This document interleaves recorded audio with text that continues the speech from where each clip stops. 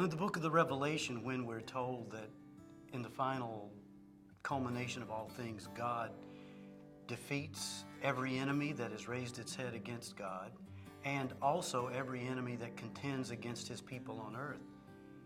The great comfort for us should be this, that whatever we suffer right now at the hands of whomever, it is not the final word about our lives. It doesn't mean that the suffering is any less intense.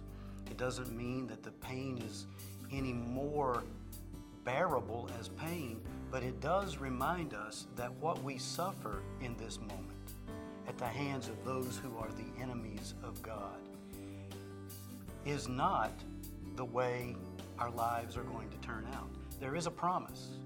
There is a fulfillment. The kingdom of God will come upon the earth. The New Jerusalem will descend upon the creation, and it will be renewed, and every enemy, the last one being death, will be destroyed. That should give us a great hope. But it should do a second thing for us as well. It should remind us, in the midst of all of our struggles against sin, against wicked men, against every power and principality that raises its ugly head against God in this world, ultimately, those enemies are God's enemies. We leave the ultimate judgment, we leave the ultimate victory up to God.